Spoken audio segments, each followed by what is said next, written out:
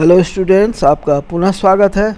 SCV solution chapter 5 exercises question 39 Newton's laws of motion.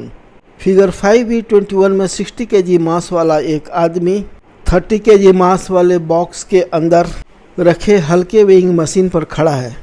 वह box ceiling में fix एक pulley से रस्सी द्वारा लटक रहा है। रस्सी का दूसरा सिरा उस आदमी ने स्वयं पकड़ा हुआ है।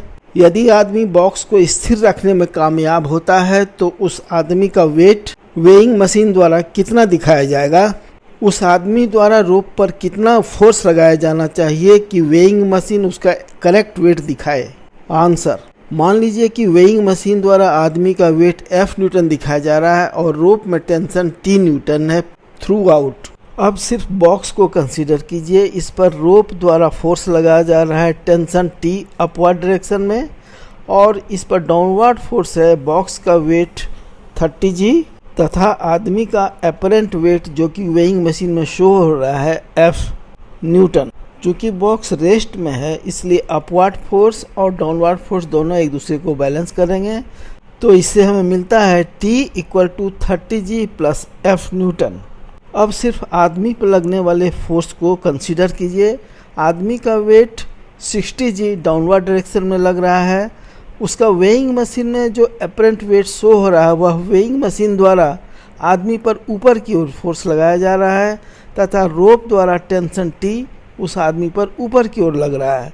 तो इस प्रकार उस पर लगने वाले टेंशन T को 60G - F न्यूटन के नेट डाउनवर्ड फोर्स से बैलेंस किया जा रहा है। तो इससे हमें मिलता है T = 60G - F न्यूटन। अब हमें T का 2 वैल्यू मिलता है, लेकिन T पूरे रोप में थ्रू आउट सेम रहेगा। इसलिए हम लोग T के इस दोनों वैल्यू को, दोनों एक्सप्रेशन को इक्वेट करेंगे तो हमें मिलेगा 30G + F = 60G - F, that is 2F = 30G, that is F = 15G Newton.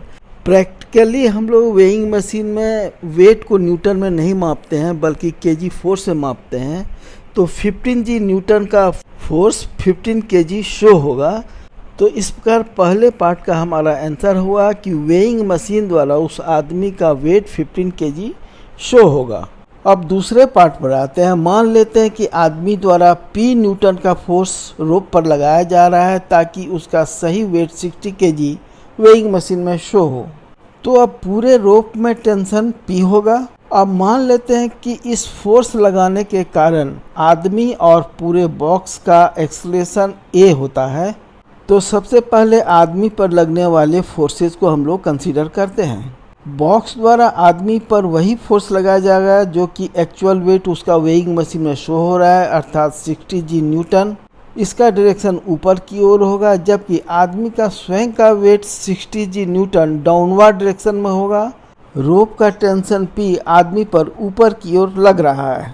तो इस प्रकार टोटल अपवर्ड फोर्स आदमी पर होगा P + 60G - 60G = P, अर्थात वेइंग मशीन द्वारा अपवर्ड फोर्स 60G को उसके वेट 60G के डाउनवर्ड फोर्स से न्यूट्रलाइज कर दिया जाता है, अर्थात ये दोनों 0 हो जाते हैं। हमने इसका एक्सेलरेशन A माना हुआ है, तो हमें फोर्स = मास × एक्सेलरेशन से मिलता है P = ma = 60A, that is acceleration A = P/60 मीटर/सेकंड²। अब सिर्फ बॉक्स पर लगने वाले फोर्सेस को हम लोग कंसीडर करें। बॉक्स पर टेंशन T है अपवर्ड डायरेक्शन में, इसका वेट 30G है डाउनवर्ड डायरेक्शन में, और आदमी का वेट भी इसे डाउनवर्ड डायरेक्शन में 60G से पुश कर रहा है। तो बॉक्स पर नेट अपवर्ड फोर्स हो गया हमारा = P - 30G - 60G Newton. Box के लिए फोर्स = मास × एक्सेलरेशन हम लोग लगाते हैं तो हमें मिलता है P - 30G - 60G = 30 × A, that is P = 90G + 30 × P/60। A का वैल्यू हम लोगों ने जो अभी निकाला है उसे रिप्लेस कर देते हैं A के वैल्यू को P/60 से, that is P = 90G + ½ P, that is ½ P = 90G, that is P = 180G। G का वैल्यू 10 Nm/s² रखने पर हमें मिलता है P = 180 × 10 = 1800 न्यूटन, अर्थात आदमी द्वारा 1800 न्यूटन का फोर्स रोप पर लगाया जाना चाहिए, जिससे कि उसका true weight correct weight weighing machine में शो होगा। यही हमारा आंसर है। वीडियो सॉल्यूशन देखने के लिए धन्यवाद। कृपया वीडियो को लाइक और शेयर करें तथा इस चैनल को सब्सक्राइब करें। Thank you. Visit again. धन्यवाद।